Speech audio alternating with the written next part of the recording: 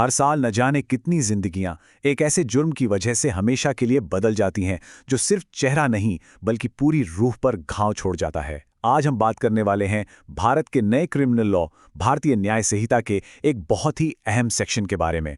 एक ऐसा कानून जो एसिड अटैक जैसे भयानक अपराध से लड़ने के लिए बनाया गया है। अब इस पूरी चर्चा को समझने के लिए सबसे पहले ये जानना जरूरी है कि हमारा कानून इस जुर्म को देखता कैसे है। देखिए, ये कोई आम हमला नहीं है। ये किसी की पहचान पर, उनके भविष्य पर और उनके जीने की इच्छा पर हमला है। ये ऐसे जख्म दे जाता है जो शायद जिंदगी भर नहीं भरते, और इसीलिए कानून इसे इतनी गंभीरता से लेता है।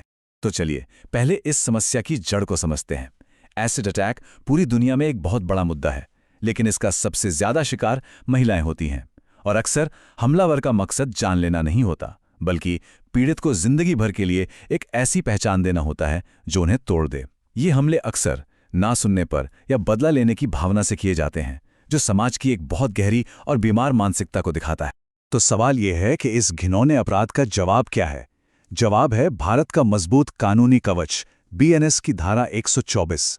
और हाँ, ये समझना जरूरी है कि इस अपराध से लड़ने के लिए हमारे कानून रातों रात इतने सख्त नहीं हुए, बल्कि वक्त के साथ इन्हें लगातार मजबूत किया गया है।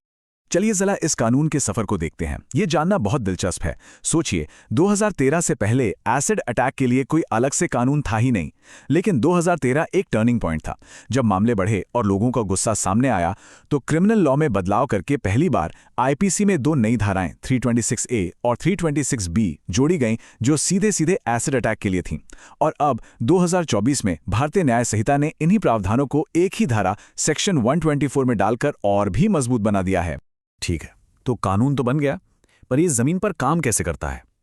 बीएनएस धारा 124 की सबसे बड़ी खासियत पता है क्या है? ये कि ये जुर्म के होने और जुर्म की कोशिश दोनों को अलग अलग अपराध मानती है और दोनों के लिए सजा देती है। और यकीन मानिए, ये एक बहुत बहुत बड़ा फर्क पैदा करता है। अब देखिए, ये टेबल इस फर्क को बिल्कुल साफ कर देती है। एक तरफ है सेक्शन 124(1) जो असल अपराध के लिए है, यानी जब एसिड से गंभीर चोट पहुंची हो। इसमें कम से कम 10 साल और ज्यादा से ज्यादा उम्र कैद तक की सजा है। दूसरी तरफ है सेक्शन 124(2) जो सिर्फ कोशिश करने पर भी सजा देता है। मतलब सोचकर देखिए, अगर किसी ने एसिड फेंका और वो निशाना चूक गया, तो भी उस इंसान को 7 साल तक की जेल हो सकती है।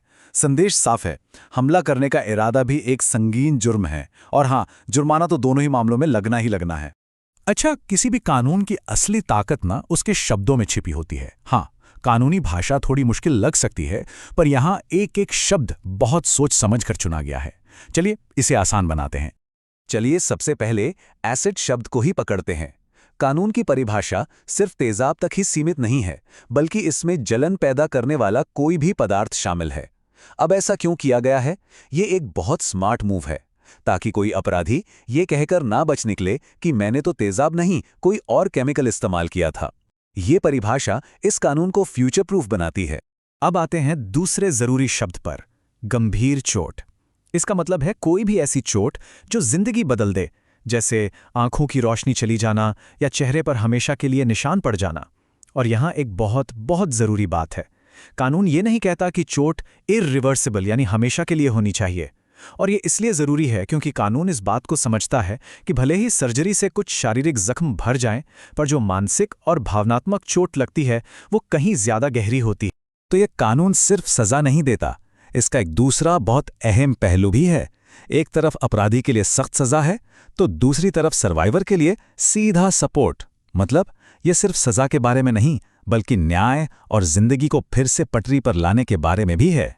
तो हमलावर के लिए इसका क्या मतलब है? चलिए इन 3 पॉइंट्स को समझते हैं। पहला, ये संज्ञेय अपराध है, मतलब पुलिस को एक्शन लेने के लिए वारंट का इंतजार नहीं करना पड़ता। दूसरा, ये गैर जमानती है, मतलब जमानत मिलना लगभग नामुमकिन है। और तीसरा, जो शायद सबसे जरूरी है, ये गैर समझौता योग्य है, यानी एक बार केस दर्ज हो गया तो सर्वाइवर पर दबाव डालकर केस वापस नहीं लिया जा सकता। और अब आते हैं इस कानून के सबसे बेहतरीन और प्रोग्रेसिव हिस्से पर, जुर्माने का सिस्टम। अपराधी पर जो भी जुर्माना लगाया जाता है, वो पैसा सरकार के पास नहीं जाता, वो सीधा सर्वाइवर को दिया जाता है। क्यों? ताकि उनके इलाज का, उनकी जिंदगी को दोबारा पटरी पर लाने का खर्च उठाया जा सके। ये सर्वाइवर को आर्थिक मदद देने का एक बहुत शक्तिशाली तरीका है। तो कुल मिलाकर देखें तो ये धारा 124 सिर्फ कुछ नियम कानून नहीं है, ये समाज को एक बहुत ही साफ और सख्त संदेश देती है। ये एक तरह का ऐलान है। तो उसका निचोड़ क्या है? बिल्कुल सीधा सा, हमला करने वालों के लिए जीरो टॉलरेंस और सख्त सजा, और जो सर्वाइवर्स हैं उनके लिए सीधी मदद और सपोर्ट। एक तरह से ये कानून न्याय की तलवार भी है और सर्वाइवर के लिए एक मजबूत ढाल भी। देखिए, कानून ने तो अपना काम कर दिया, एक बहुत मजबूत ढांचा तैयार कर दिया है। लेकिन एक बड़ा सवाल अब भी बाकी है, इन हमलों को जड़ से रोकने में, और जो सर्वाइवर्स हैं उन्हें दोबारा समाज में सम्मान के साथ जीने का हौसला देने में समाज की क्या भूमिका है? क्योंकि असली बदलाव वो सिर्फ किताबों में लिखे कानूनों से नहीं, हम सबकी सोच